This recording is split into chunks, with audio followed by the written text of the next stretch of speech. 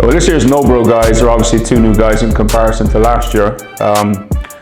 You know, coming with the same purpose and the same reason to be here, to have the same impact as Matt and Christian last year. But James and Dante obviously bring something different. They bring their personality. They bring their lived experiences as young men in the basketball world and in life in general. Well, the style of play is very enjoyable. It's very enjoyable to watch. You know, you look at Dante. Dante was a top 10 three-point percentage shooter in the NCAA for a full season. You know, for anybody that's well-versed in the basketball world will know that that's a pretty high credential to have.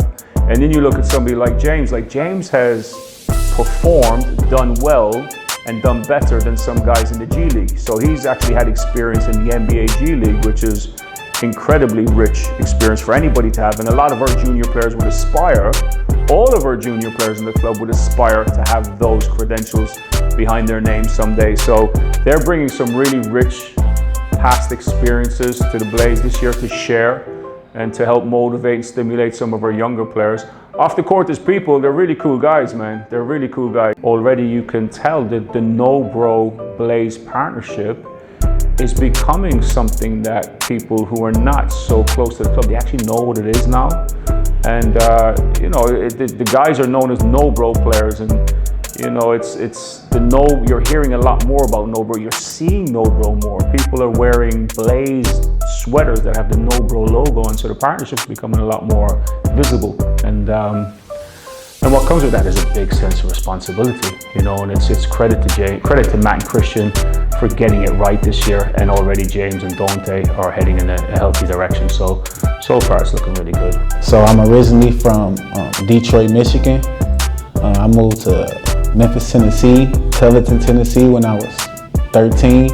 I've resided there since until I went off to college, Southern Illinois, Shawnee College, Williams University in Arkansas, but home is Tennessee now.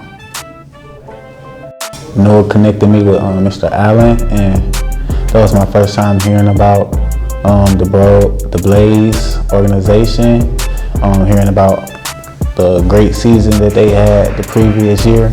So that was kind of interesting to me to hear about those things, you know, the 3 cup championships, and I felt that, you know, every player wants to be a part of a winning program. So that definitely was something that caught my eye and made me draw interest to the Blaze organization.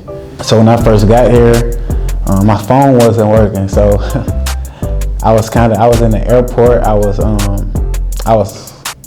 Had no way to communicate to let Coach Matt know that I was even here at the airport. So 10 minutes later, I'm walking around the airport and I see Coach Matt walking. I never, you know, it was my first time ever meeting him in person, but like we made eye contact from around the way, and it's like he knew who I was and I knew who he was. Just, you know, he just looked like a basketball guy. I know that may sound a little off the wall, but it's like, yep, that's who I was looking for right there. And he automatically like knew, like, yep, that's James right there. Anytime you can be a part of an organization that the motto is, you know, we play together, that's what it's all about. An open hand is not as effective as a closed fist. An open hand, you have a bunch of individuals. A closed fist, we're much tighter, we trust each other, and you can have a bigger impact when you do things together and do things the right way. And I feel like with that mindset and that motto, like, that's a recipe for a winning program and a winning organization. So that camaraderie and, you know, that trust will continue to play together and grow and learn each other. And like I say, that's just a recipe for success, if you ask me. And we got some guys on the team who just love the game. Like, they're passionate about the game. We have guys that don't take any plays off, and when you got guys that love the game and put out that effort, it's kind of like a trickle-down effect. It rubs off onto the next player, so you feel obligated to, you know, put out that same effort and energy when you got guys diving on the floor, you got guys communicating, guys rebounding the basketball, it's like you owe them that in return. If they can get that to you, then you can get that to them as well. And I feel like from the preseason to now, we've grown. Obviously, we have ups and downs, but we've grown, got closer, and we're heading closer with one another, and we're heading in the right direction. So I learned about the Birmingham Blaze over the summer when we was in Orlando. I met Coach Allen, and he was coaching us, and he was telling us a little bit about the club or whatnot, and they told us about this amazing three-peat that they had, and of course, it just was always something that, I wanted to be a part of. So I'm definitely grateful to be here, and I'm excited just to have this opportunity to, continue my professional career in basketball. So that's when I found out this summer. I can give you a quick background on my story. I came out of college in 2018. I had played as a grad at South Carolina State University. I was already there for the past 4 years as well, but I sat out 1 year. Had a pretty good senior year. I was leading the country and made threes at one point. I think I finished in the top 20. And I went to a no-bro camp. I told my dad, I was like, I want to go to this camp so I can actually work on being back in camp environments before I start going to G League camps and having all these different tryouts or mini camps or whatnot. So I went, and that's when I met Noah.